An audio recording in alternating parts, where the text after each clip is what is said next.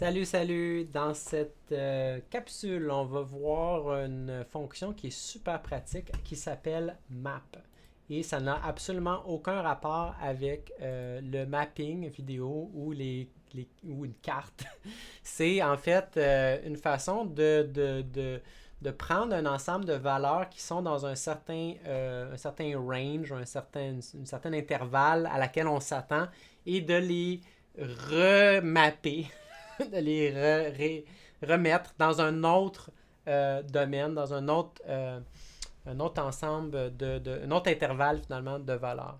Je vais vous donner un exemple concret de comment ça peut être utile, puis c'est quelque chose qui vous est probablement peut-être déjà arrivé.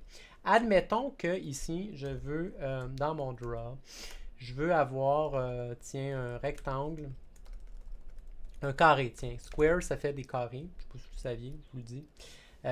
Puis on va le mettre en plein centre.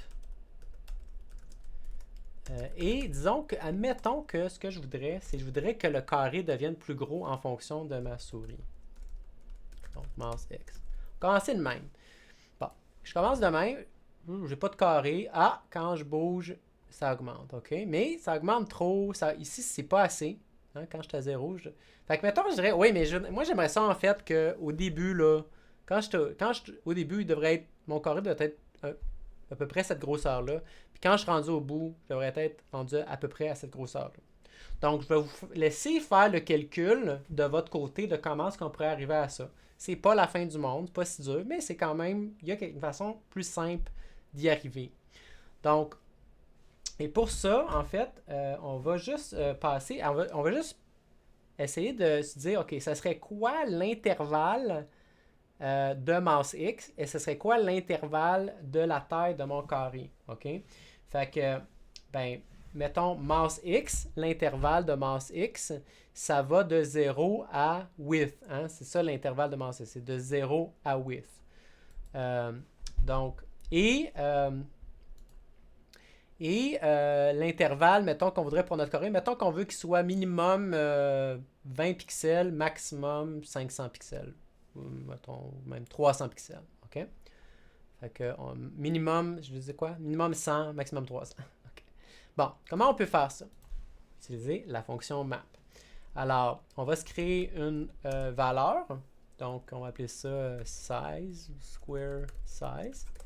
Et on va utiliser la fonction map. Ce qu'on va utiliser, la première valeur, c'est qu'on va lui donner mass X. On va dire, prends mass X.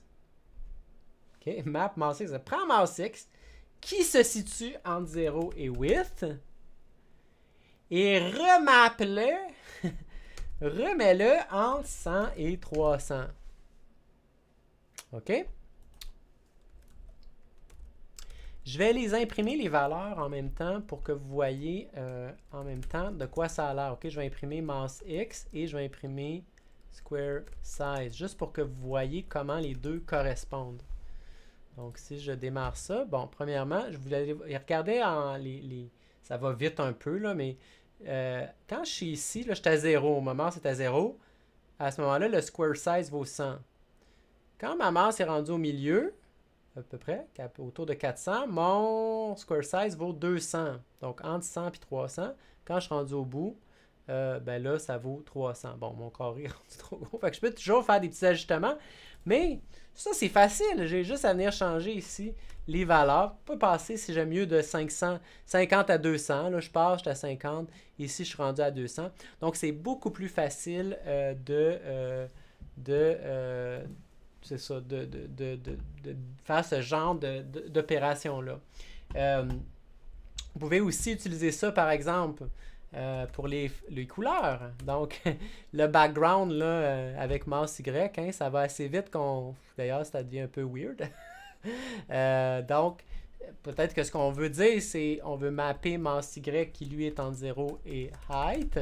Et on veut mettre ça entre 0 et 255. C'est ça qui a plus d'allure. Hein? Donc, à ce moment-là, quand je suis à 0, c'est noir. Plus je descends, j'arrive dans du pur blanc à 255. Vous pouvez aussi map peut-être inverser. Ça veut dire qu'on pourrait dire ici, 250, si je mets 255,0, voyons qu'est-ce qui se passe. Oh, ça donne l'inverse. Ici, quand je suis à 0, le 0, hein, le point de départ correspond à 255.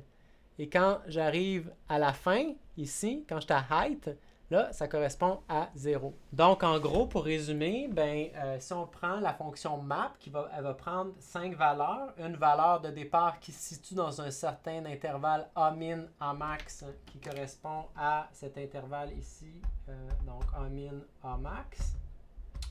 Et on va la projeter vers un autre intervalle, que je vais appeler B-min, B-max, okay, qui peut être n'importe quoi. Et ça va être ainsi fait que, en fait, si la valeur ici est, par exemple, exactement à A-min, la map de cette valeur-là va être exactement B-min. Comme tout à l'heure, on avait mouse X, le A-min, c'était le début de l'intervalle, c'était 0 pour la souris. Donc, quand la souris arrivait à 0, on arrivait à ce moment-là dans notre intervalle à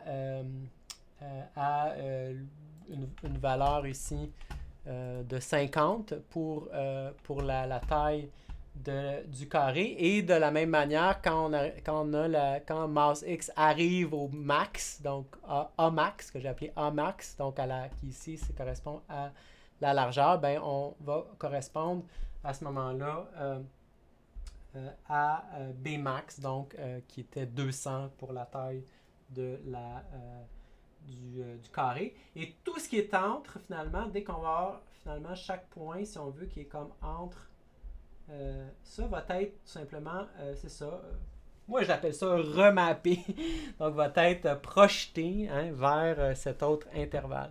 Donc la fonction map, super pratique. Salut, salut!